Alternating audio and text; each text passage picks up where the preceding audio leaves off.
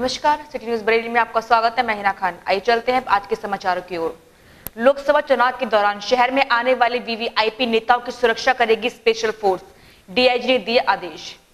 शहर में आने वाली 23 मार्च को लोकसभा चुनाव है, जिसको लेकर शहर में वीवीआईपी नेताओं का आवागमन होने के कारण प्रशासन ने उनकी सुरक्षा के लिए कमर कस ली है। इसके लिए उनसे पूरी तैयारी कर ली है, जिसको देखते हुए पुलिस विभाग ने वीवीआईपी नेताओं की सुरक्षा के लिए स्पेशल फोर्स की मांग की है, जो सभा के दौरान उन पर नजर रखेगी। इस बारे में जानकारी देते हुए डीआईजी राजेश कुमार ने बताया। देखिए, इलेक्शन के समय में जब फोर्स की आपाधापी बहुत होती है, जैसे हमारे यहाँ सब फोर्स, हमारे रेंज के सभी जनपदों में फोर्स पहले और दूसरे फेज के लिए रवाना हो गए। फोर्स की कमी है और हमें जो फोर्स मिलेगी वो तृतीय चरण के जब चुनाव होंगे उसके 3 दिन पहले मिलेगी, कम फोर्स में। और वीआईपी का मूवमेंट इसी समय में बहुत ज़्यादा होगा।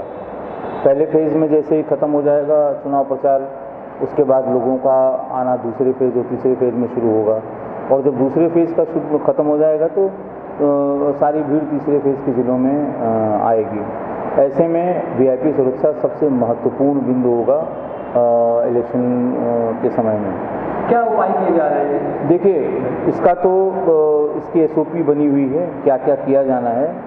माननीय प्रधानमंत्री जी की, माननीय मुख्यमंत्री जी की, माननीय गृह मंत्री जी की, इसके अलावा जो भी श्रेणीबद्ध सुरक्षा वाले महानुभाव हैं, जिनके पास Z+ है, बाकी और सुरक्षा है, तो उनके लिए तो मानक निर्धारित हैं कि कितनी फोर्स कहाँ पर, उनके आसपास, मंच पर, मंच के पीछे, ये सब होगी।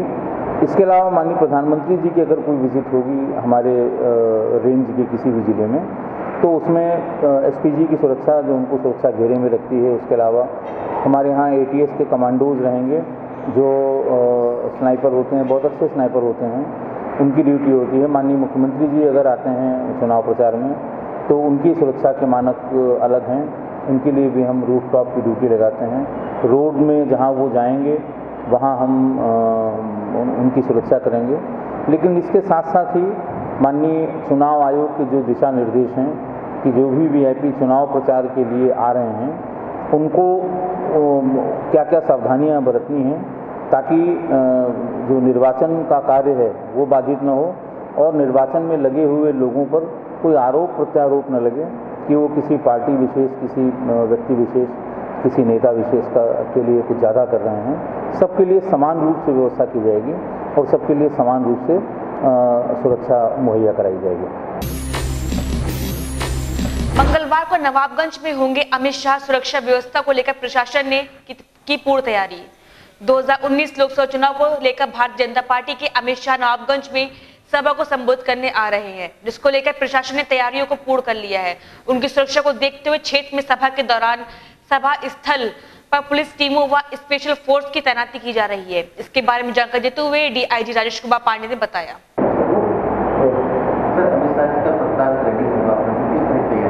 देखिए, उनको श्रेणी सुरक्षा प्राप्त है। श्रेणी सुरक्षा प्राप्त महानुभावों के मानक निर्धारित हैं और पार्टी की रैली है, उनके चुनाव प्रचार के लिए आ रहे हैं। जो चुनाव प्रचार में उसमें हमारा बहुत ज़्यादा से नहीं है, लेकिन मानक के हिसाब से जो भी सुरक्षा अनुमन्य है वो सभी सुरक्षा कल उनकी रैली में प्रदान की जाएगी। मोदी भक्त वरुण गांधी चुनावी महासमर में सभी पार्टियों अपनी जीत का दावा लेकर मैदान में हैं। कहीं कोई कसर न रहे, इसके लिए प्रत्याशी दिन रात किए हैं। पीलीभीत लोकसभा से बीजेपी उम्मीदवार वरुण गांधी ने बरेली जिले की बहेड़ी विधानसभा क्षेत्र में चुनावी सभा पर ग्रामीणों से वोट देने के लिए अपील की है। बरेली जिले की बहेड़ी विधानसभा क्षेत्र पीलीभीत लोकसभा में आता है, जहां से बीजेपी ने वरुण गांधी को अपना उम्मीदवार बनाया है। इस मौके पर वरुण गांधी ने कहा है कि प्रधानमंत्री नरेंद्र मोदी ने देश का सम्मान बढ़ाया है और अपने परिवार वालों का नाम के लिए बगैर कहा कि मेरे परिवार में सही प्रधानमंत्री बने, मगर जो सम्मान देश को नरेंद्र मोदी ने दिलाया है वो किसी ने भी नहीं दिलाया। इस बारे में जानकारी देते हुए बीजेपी उम्मीदवार वरुण गांधी ने बताया। लेकिन ये आदमी की बहादुरी देखो। आज मैं आपको सच बताऊं, मेरे परिवार में भी कुछ लोग प्रधानमंत्री रहे हैं, लेकिन जो सम्मान मोदी ने देश को दिलाया है वो बहुत लंबे समय से शायद किसी ने देश को नहीं दिलाया। नगर पालिका संभाली नहीं जा रही, दावे किए जा रहे हैं लोकसभा के विकास के। बरेली में नगर पालिका नवाबगंज का हाल बद से बदतर है। यह हम नहीं कह रहे हैं कि यह कुछ तस्वीरें हम आपको दिखा रहे हैं, वह इस क्षेत्र के हाल खुद ही बयां कर रही है।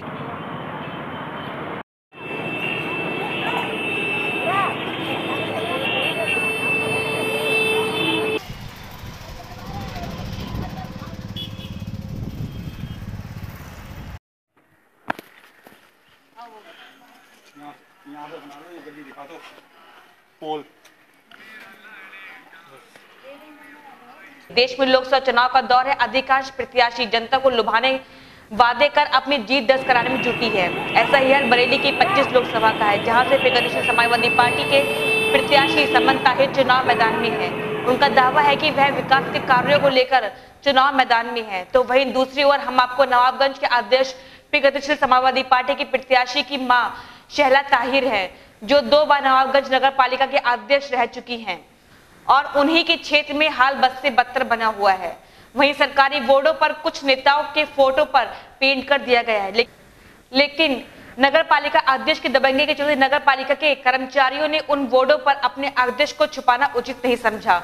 इन तस्वीरों से साफ दिख रहा है कि कैसे बरेली में आचार संहिता का उल्लंघन किया जा रहा है। 9 साल हो गए, लेकिन कई बार इसकी सूचना भी दी गई, मतलब नगर पालिका में भी गए और संतोष जी के पास भी गए थे हम एक बार, लेकिन उन्होंने रोड यहाँ से हटा दिया, दूसरी जगह भेज दिया। यहाँ की चेयरमैन कौन है? शहला ताहिर है साहब। उनसे कोई बात हुई आपकी? हाँ जी, यहाँ कई बार उनके लिए लिखित भी दिया गया और ये पोल वालों को भी लिखित कई बार दे चुके हैं। पोल जो टूटा हुआ है ये हमारे सर में लगता है, इससे कोई मतलब कभी घटना भी घट सकती है, लेकिन 1000 2-2000 रुपए मांग रहे हैं, लेकिन ये पोल गाड़ने नहीं आ रहे हैं। आपके ग्लोरी स्वीट मालिक को पुलिस ने गिरफ्तार कर न्यायालय में पेश किया। बताया चले कि सन 2011 में ग्लोरी स्वीट के मालिक रोहित खंडेलवाल का गैस एजेंसी मालिक श्यामलाल का विवाद हो गया था, जिस पर गैस मालिक ने रोहित खंडेलवाल के खिलाफ एनसीआर दर्ज करा दी थी। साथ ही रोहित खंडेलवाल ने गैस एजेंसी के मालिक के खिलाफ एनसीआर दर्ज करा दी थी। मामला सीजीएम बरेली में तभी से चल रहा था। गैस मालिक श्यामलाल की माने तो कई बार कोर्ट में रोहित अग्रवाल की तारीख पड़ी, लेकिन वह वहां नहीं पहुंचे। कोर्ट की अवहेलना करने के आरोप में न्यायालय ने रोहित अग्रवाल के खिलाफ तत्काल गिरफ्तारी का वारंट जारी किया है।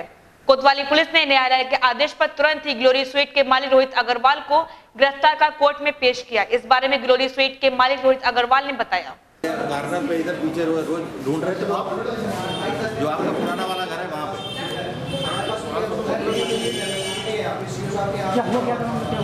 मालूम है कोई चीज़ जानकारी में लो। 2009 का मैटर है। 2009 में कुछ हुआ था? 504 के एनसीआर है वो। 504 की। वही सीओ प्रथम कुलदीप कुमार ने कहा, ये इनका मामला है कि 2011 का कोई मुकदमा है इनके खिलाफ, जो इन्हीं के पड़ोसी ने लिखाया था। उसी मुकदमे में इनके विरुद्ध माननीय न्यायालय से नॉन अवेलेबल वारंट जारी किया गया था, और जो चूँकि इस समय आचार संहिता लगी हुई है और NBW वगैरह पे बहुत सख्ती से कार्रवाई की जा रही है, जो भी नॉन अवेलेबल वारंट है, उसी नॉन अवेलेबल वारंट में इनको गिरफ्तार किया जा रहा है और इनको माननीय न्यायालय के समक्ष पेश किया जाएगा। सर कितने समय से ये वांछित? 27/3 से ये इनका नॉन अवेलेबल वारंट जारी हुआ है। 27/3 को जारी किया गया था कोर्ट से। आज इनको गिरफ्तार करके और माननीय न्यायालय के समक्ष पेश किया जाएगा। अब समय हो गया छोटे से ब्रेक का। In India, more than 1.5 crore people are suffering from partial or total blindness. Dr. M.S. Basu, a renowned eye specialist who is successfully treating eye diseases with the ancient wisdom of Ayurveda. Retina-related problems, drying of eye nerves, which had been considered incurable, are successfully being treated by Dr. M.S. Basu. Several cataract patients have got their vision back without any surgery. An experience of more than 35 years, continuous research and endeavor have earned a remarkable name for Dr. M.S. Basu. Outcome of this hard work is Isotene Eye Drops, which has got wonderful results and has been awarded with the Ayurvedic Premium Mark. under the leadership of Dr. M.S. Basu and his son Dr. Mandeep Basu.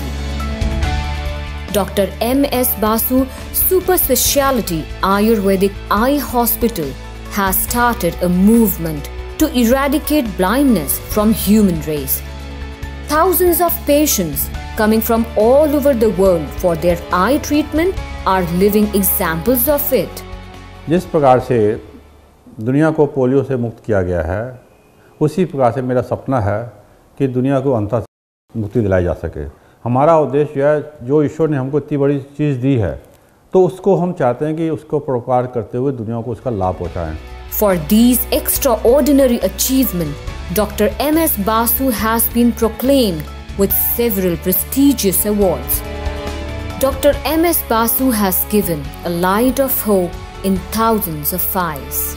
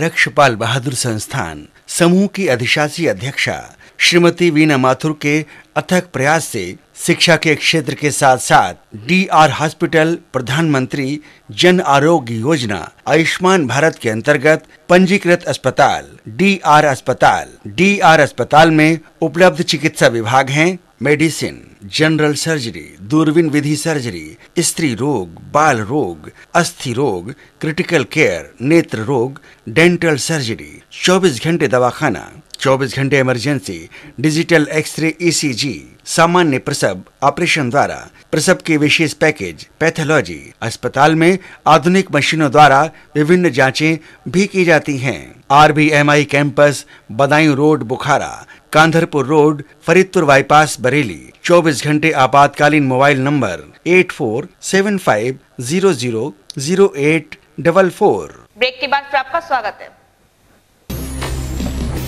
1 kilo अफीम, 1 तमंचा समेत 2 युवकों को police ने हिरासत में लिया। सामान्य लोकसभा चुनाव 2019 के अंतर्गत वरिष्ठ पुलिस अधीक्षक के निर्देशन में चलाए जा रहे अवैध शस्त्र अभियान व अवैध मादक पदार्थ की तस्करी के अंतर्गत सुभाषनगर पुलिस ने मुखबिर की सूचना पर मणिनाथ क्षेत्र के सिठौरा शांति विहार रोड शिव गंगा बारात घर के सामने मोटरसाइकिल से जा रहे 2 युवक पकड़कर तलाशी ली तो उनके कब्जे से 1 किलो अफीम, 1 देसी तमंचा बरामद किया। इस अफीम की कीमत लगभग 1,30,000 रुपए बताई जा रही है। पकड़े गए युवक अपना नाम अतीक अहमद निवासी करगैना सुभाषनगर, अर्जुन कश्यप निवासी पीपल वाली गली करगैना थाना सुभाषनगर बताया है। इस बारे में जानकारी देते हुए पुलिस अधिकारी ने बताया, ये थाना सुभाषनगर में हमें इनपुट आ रहा था कि यहाँ गैंग ऑपरेट कर रहा है जो कि अफीम की तस्करी कर रहा है। तो उस चीज़ पर हम लोगों ने अपनी टीम को लगा रखा था और उसी क्रम में हम लोगों ने 2 व्यक्तियों को गिरफ्तार किया इसमें, जो कि इस अफीम को लेने, कंज्यूम करने और आगे बेचने का काम करते थे। और इस संबंध में ऐसे व्यक्तियों के भी नाम सामने आए हैं जिनसे ये सामान लेते थे और कुछ ऐसे कस्टमर्स के भी नाम आए हैं जिनको ये फाइनली बेचते भी थे। ये खुद भी उस चीज़ का सेवन करते थे और एक तरीके से इनका पूरा एक रैकेट था। और उसके अलावा ये जो तमंचा की डीलिंग भी करते थे, ये बड़ी मात्रा में तमंचे भी लेते थे और उसका अपना स्वयं भी प्रयोग करते थे और उसके अलावा उसे भी बाकी लोगों को देते थे। तो एक तरीके से ये पूरा गैंग पकड़ा गया है, जिसमें कि लगभग 1 किलो के आसपास टोटल मिला के अफीम हमें इन दोनों लोगों से मिली है। और एक तमंचा मिला है, कई बुलेट्स मिली हैं, और कुछ मोबाइल और मोटरसाइकिल्स मिले हैं। तो क्या लगता है ये कहाँ से कहाँ ले जा रहे थे, किस तरीके से इनको नेटवर्क ये अपना ऑपरेट करते थे? इनका नेटवर्क पूरा बदायूं और बरेली ज़िले में चल रहा था। ये मोस्टली बदायूं ज़िले से भी इनके कनेक्शंस थे। कुछ ऐसे लोग भी हैं जो बदायूं से भी ऑपरेट करते थे और इनके संपर्क में थे। तो सुभाष नगर और जो बदायूं बॉर्डर एरियाज़ में इनका ऑपरेशन ज़्यादा होता था और ये रेगुलर इस चीज़ को सप्लाई लेते थे और आगे डिस्ट्रीब्यूट भी करते थे और स्वयं इसको कंज्यूम भी करते थे। तो ये कितने रुपए की यहाँ की जाएगी इसकी कीमत और कितने रुपए में बेचते थे? लगभग इसकी कीमत अभी 1.5 लाख के आसपास बताई जा रही है, लेकिन इसको जैसे जैसे इस चेन में ये आगे बढ़ता जाता है तो इसकी कीमत कई गुना मल्टीप्लाई होती चली जाती है। तो इसको ये आगे 2.5-3 लाख में बेचते, वो उसको आगे 4-5 लाख में बेचते, तो इस तरीके से ये की पूरी चेन बन जाती है। इनका तो आपराधिक रिकॉर्ड उस चीज़ को हम लोग खंगाल रहे हैं। बाकी उन दूसरे जनपदों से भी बदायूं से भी हम लोग पता कर रहे हैं, कहीं का कोई आपराधिक रिकॉर्ड होगा तो उसको भी हम लोग संज्ञान में लेंगे। 60 वर्षीय केसर का हत्यारा निकला उसका बेटा महिपाल, साथ ही ओमपाल के साथ मिलकर की थी हत्या। बताया चले कि 25 मार्च की रात बिथरी चैनपुर थाना क्षेत्र में 60 वर्षीय बुजुर्ग खूबचंद की खेत पर सोते समय गोली मारकर हत्या कर दी थी। इस मामले में मृतक के बेटे महिपाल ने अज्ञात के खिलाफ हत्या का मुकदमा दर्ज कराया था। पुलिस ने घटना की गहनता जांच करते हुए पाया कि मृतक के बेटे ने अपने पिता की शराब पीने की लत से परेशान होकर अपनी शादी के टूटने के डर से अपने साथी ओमपाल के साथ मिलकर उसकी हत्या कर दी थी। इस मामले में पुलिस ने महिपाल ओमपाल के गिरफ्तार कर लिया है। इस बारे में जानकारी देते हुए एसपी सिटी ने बताया, उस चीज़ को लेकर लगातार हमारी जो टीम है, सीओ साहब की टीम, थाने की टीम लगातार लगी हुई थी और उसमें जो कि बड़ी आश्चर्यचकित कर देने वाली जो चीज़ सामने आई वो ये है कि उनका बेटा जो वादी था मुकदमे का, उसने ही उनका मर्डर किया था। उसने एक ओमपाल नाम के व्यक्ति, गांव का, उसी गांव का रहने वाला व्यक्ति ओमपाल है, उसके साथ मिलकर अपने पिताजी की हत्या करवाई। और इस चीज़ के बारे में जानकारी करने पर यह पता चला कि चूँकि उनके जो पिताजी थे, जो मृतक हैं, वो काफ़ी ज़्यादा शराब पीते थे और उस वजह से वो कई सारी जो ज़मीनें थी अपने खेत, उसको उन्होंने बेच दिया था और इनसे लगातार उनकी मारपीट भी होती थी। तो एक लगातार इनके बीच में टेंशन बनी रहती थी। और आरोपी व्यक्ति, उनके बेटे का ये भी कहना है कि उसकी जो शादी टूट गई थी वो उन पिताजी की इन्हीं हरकतों की वजह से टूटी थी। और हाल में ही एक मामला ये आया था कि एक एग्रीमेंट किया गया था इनके और एक दूसरे, इनके पिताजी और एक दूसरे व्यक्ति के बीच में, जिसमें कि कुछ पैसे लेकर ज़मीन रजिस्ट्री कराने की बात हुई थी उस व्यक्ति को। तो वो ज़मीन भी रजिस्ट्री नहीं कराई गई और पैसे भी ले लिए गए मृतक द्वारा। उस संबंध में एक नोटिस प्राप्त हुआ था घर पर, जिस नोटिस को देखते ही ये जो आरोपी व्यक्ति हैं, उनका बेटा, उनको काफ़ी दुख हुआ और वो फिर उन्होंने उसको लेकर उनसे, अपने पिताजी से बात भी की और वहाँ इनकी काफ़ी नोकझोंक हुई। तो इस चीज़ से ये काफ़ी परेशान होकर इन्होंने प्लान बनाया ओमपाल के साथ मिलकर। ओमपाल और इन दोनों ने मिलकर रात में वो अपने खेत पर सो रहे थे, तो वहाँ जाकर उनके सोते दौरान ही गोली मारकर हत्या कर दी। आर्य समाज गली के पास सस्ता है एक ऐसा दरबार जहां होती है मुंह मांगी मुराद पूरी। चेटीचंड महोत्सव के उपलक्ष्य में देर रात तक सिद्धि समाज ने आर्य समाज गली में एक कार्यक्रम आयोजन किया, जिसमें खान चंदानी परिवार के बुजुर्ग द्वारा कई सालों से एक दरबार लगाया जाता है। इस दरबार की खासियत है कि यहाँ पर लोगों की सारी मुरादें पूरी होती हैं। हिंदू नववर्ष आते ही यहाँ पर मेला लग जाता है। वहीं सिंधी समाज झूलेलाल पर्व के उपलक्ष्य में यहाँ पर जोत प्रज्वलित करने के बाद भंडारे व महिलाओं द्वारा डांडिया डांस का आयोजन किया जाता है।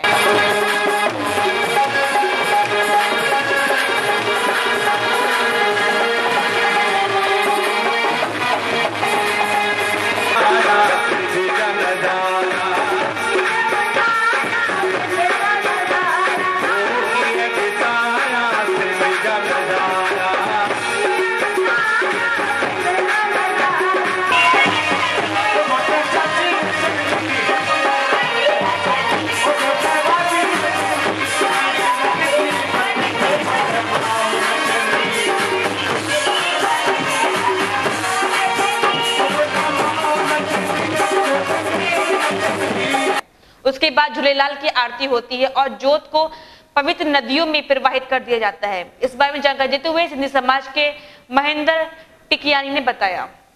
आज बहुत ही हर्ष का विषय है कि हमारे बरेली महानगर में बहुत ही मतलब प्राचीन मंदिर हमारा भगवान झूलेलाल जी का बरेली महानगर के कुतुबखाना क्षेत्र में लाल वालों के नाम से प्रसिद्ध लाल वाला परिवार यानी कि लाल साईं का परिवार, उसके नाम से जग प्रसिद्ध हमारे बीच में ये परिवार आदरणीय हमारे स्वर्गीय श्री मोहनलाल जी खानचंदानी जी के द्वारा इसको जो है इस ज्योत को आज से 60 वर्ष पूर्व मतलब स्थापित किया गया था। और उस ज्योत का जो है वो चर्चा धीरे धीरे अपने पूरे बरेली महानगर के आसपास क्षेत्रों में भी होने लगा। और समाज के जो हमारे मतलब जो इष्टदेव भगवान झूलेलाल जी हैं, इनका पराक्रम और इनका मतलब आशीर्वाद पाकर यहाँ लोग आने लगे और उनकी यहाँ मन्नतें पूरी होने लगी। उन मन्नतों में उनके जो भी उन्होंने मांगा वो उनको मिला। जिसने मकान मांगा उसको मकान मिला, जिसने पुत्र मांगा उसको पुत्र मिला, जिसने पुत्री मांगी उसको पुत्री मिली। और भी जो उसने अपनी मन की आस्था प्रकट की तो भगवान झूलेलाल जी ने साक्षात प्रकट होकर उनको वो आशीर्वाद दिया। तो हम सब यहाँ पर आज जो कि ये 60 साल से यहाँ इस परिवार के अंदर मतलब जो है खानजानी परिवार ये पूरा मिलकर इसको जो मना रहा है, तो उसी में हम शामिल होकर पूरा बरेली महासमाज और उसके आसपास का समाज जो है यहाँ एकत्रित होकर इनके यहाँ आकर मतलब अपनी ज्योत में मतलब जो है आशीर्वाद प्राप्त करता है और उसके बाद लंगर ग्रहण करके यहाँ से आशीर्वाद के रूप में कुछ ना कुछ पाकर जाता है। वहीं बरेली के बिग बी अमिताभ बच्चन ने कहा, इस कार्यक्रम ये झूलेलाल जयंती का हमारा जो है बड़ी धूमधाम से देश विदेश मनाया जाता है और हमें खुशी इस बात की है कि टेक्नोलॉजी के वजह से सारे देश में विदेश में सारे हमारे जो जाते हैं लाल साईं जी की ज्योत जगती है और बहुत अच्छी तरीके से मनाया जाता है। सारा सिंधी समाज भी क्या और लोग भी खूब कोऑपरेट करते हैं। बलिया में बिजली विभाग द्वारा व्यापारियों पर कार्रवाई करने पर उत्तर प्रदेश उद्योग व्यापार प्रतिनिधि मंडल के सदस्य मिले एसई ग्रामीण से। उत्तर प्रदेश उद्योग व्यापार प्रतिनिधि मंडल के व्यापारी बलिया आंवला के व्यापारियों के साथ एसआई तारीन जलील के से मिले और व्यापारियों पर बिजली विभाग के द्वारा दर्ज की गई चोरी की एफआईआर का विरोध किया। व्यापारियों का कहना है कि जिन व्यापारियों के खिलाफ चोरी की रिपोर्ट लिखी गई है सभी की दुकानों पर मीटर लगा हुआ है। प्रतिनिधि मंडल के पदाधिकारी ने अधिकारी पर एफआईआर वापस लेने का दबाव बनाया। वहां आए व्यापार मंडल के पदाधिकारी शुभ ससैया ने बताया, ऐसा है कि हमारे आंवला के बलिया क्षेत्र के कुछ व्यापारियों के यहाँ चेकिंग स्टाफ गया था आंवला से। उसमें वहाँ पे चूँकि एक छोटा सा कस्बा है बलिया, तो वहाँ पे जो कनेक्शन लिए हुए हैं दुकानदारों ने वो डोमेस्टिक वाले कनेक्शन है, कमर्शियल नहीं है। लेकिन डोमेस्टिक कनेक्शन के साथ साथ दुकान का अलग कनेक्शन है और घर का अलग है कनेक्शन। लेकिन वहाँ बिजली विभाग ने जाके उसको बिजली चोरी की रिपोर्ट 10-11 व्यापारी के ऊपर दर्ज करा दी कि बिजली चोरी चल रही है। तो व्यापारियों ने इस विषय में हमारे जिलाध्यक्ष जी राजकुमार राजपूत जी को जब फ़ोन करा तो हम सब व्यापारी ऐसी साहब से मिलने आए और ऐसी साहब से मिलकर बहुत अच्छा रेस्पॉन्स मिला। ऐसी साहब ने बताया, जैसे कि हमें भी पता था और ऐसी साहब ने बताया कि आप टैरिफ तो चेंज कर सकते हैं कि अगर डोमेस्टिक चल रहा है तो डोमेस्टिक की जगह आप कमर्शियल कर सकते हैं, लेकिन बिजली चोरी की रिपोर्ट नहीं बनती है। और ऐसी साहब ने हमारे सामने ही एक्सीएन मिश्रा जी को फ़ोन भी करा। बरेली में रानी फिल्म के कलाकारों का हुआ निःशुल्क ऑडिशन। आगामी समय में रानी फिल्म के लिए बरेली में आए फिल्म डायरेक्टर सत्येंद्र शुक्ला उर्फ मनोज शुक्ला दिलीप पिटवा बरेली पहुंचे, जहां उन्होंने बरेली में कलाकारों का निःशुल्क ऑडिशन लिया।